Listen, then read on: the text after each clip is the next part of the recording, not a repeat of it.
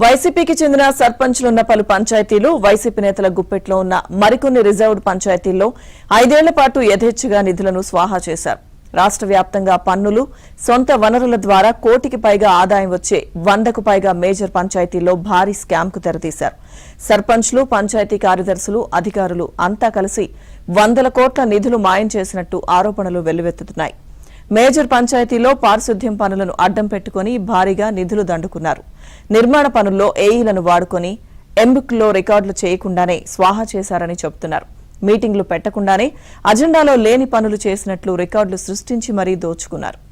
గత వైసీపీ హయాంమంతా కేంద్రం ఇచ్చిన ఆర్థిక సంఘం నిధులు రాష్ట్ర ప్రభుత్వం దారి మళ్లించిందని ఆరోపిస్తూ సర్పంచ్లు నిరసనలకు దిగగా, మరోవైపు ఆదాయార్జన గల గ్రామ పంచాయతీల్లో నిధులు ఏమయ్యాయో తెలియని పరిస్థితి. రాష్ట్ర వ్యాప్తంగా పలు గ్రామ పంచాయతీల్లో విచిత్ర పరిస్థితులు నెలకొన్నాయి. పట్టణ ప్రాంతాలకు సమీపంలో ఉన్న మేజర్ పంచాయతీలు మున్సిపాలిటీల్లోకి విలీనం చేయడంతో కోర్టుల ఆదేశాలతో దశాబ్దాలుగా కార్యదర్శుల ఏలుబడిలో పాలక వర్గాలు లేకుండా ఉన్న పంచాయతీలు, సహజ వనరులున్న నగరాల పక్కన రియల్ ఎస్టేట్ వ్యాపారాలు బాగా జరుగుతున్న పంచాయతీల్లో నిధులు మాయమైనట్టు ఆరోపణలొస్తున్నాయి. రాష్ట్ర వ్యాప్తంగా 100కు పైగా మేజర్ పంచాయతీల్లో అక్రమాలు జరిగినట్టు తెలుస్తోంది.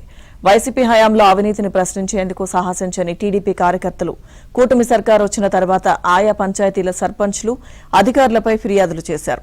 డీపీఓలు, డీఎల్పీఓలు మేజర్ పంచాయతీల్లో జరిగిన స్కామ్లపై విచారణ జరిపి పంచాయతీరాజ్ కమిషనరేట్కు నివేదిక అందించారు. అయితే ఇంకా కొంతమంది డీపీఓలు, డీఎల్పీఓలు అక్రమాలను కప్పిపుచ్చి కమిషనరేట్కు పక్కా సమాచారం అందించలేదన్న ఆరోపణలున్నాయి. నెల్లూరు జిల్లా ఉదయగిరిలో పనిచేసిన ఓ పంచాయతీ కార్యదర్శి అదే మండలంలోని కృష్ణంపల్లిలో జరిగిన పనులకు ఉదయగిరి పంచాయతీ నిధుల నుంచి బిల్లులు డ్రా చేసినట్టు ఫిర్యాదులొచ్చాయి. విచారణ జరిపి చర్యలు తీసుకోవాల్సిన జిల్లా అధికారులు కమిషనరేట్కు సమాచారం అందించకుండా నిమ్మకు నీరెత్తినట్లు వ్యవహరించారు. ఇలా వైసీపీ హయాంలో కార్యదర్శులను చెప్పుచేతల్లో పెట్టుకుని భారీగా నిధులు వాడేసుకున్నట్లు ఆరోపణలొస్తున్నాయి.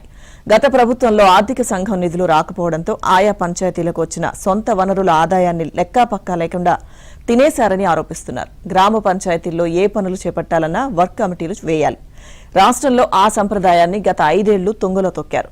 థర్డ్ పార్టీకి బిల్లులు చెల్లించిన కొందరు పంచాయతీ కార్యదర్శులు సస్పెండ్ అయి కార్యాలయాల చుట్టూ, నేతల చుట్టూ తిరుగుతున్నారు. పంచాయతీల్లో ఏ వస్తువైనా కొనాలంటే 50,000కు పైబడి కొనుగోళ్లకు టెండర్లు పిలవాలి. కానీ ఎక్కడా టెండర్లు జరిగిన దాఖలాలు లేవు. ఇష్టం వచ్చినట్లు షాపుల్లో బిల్లులు తెచ్చిపెట్టారు. గతంలో ట్రెజరీ ద్వారా బిల్లులు సమర్పించి ట్రెజరీ అధికారులు సరిచూసుకుని బిల్లులు విడుదల చేసేవారు. కేంద్ర ప్రభుత్వ ఆదేశాలతో ట్రెజరీల నుంచి తప్పించి సీఎంఎఫ్ఎస్ ద్వారా బిల్లులను అప్లోడ్ చేస్తున్నారు. అయితే కొన్ని మేజర్ పంచాయతీలో కార్యదర్శులు ఏవేవో బిల్లులు పెట్టి మరీ డ్రా చేస్తున్నారు. కొన్నిసార్లు విడ్డూరంగా వైట్ పేపర్ పెట్టి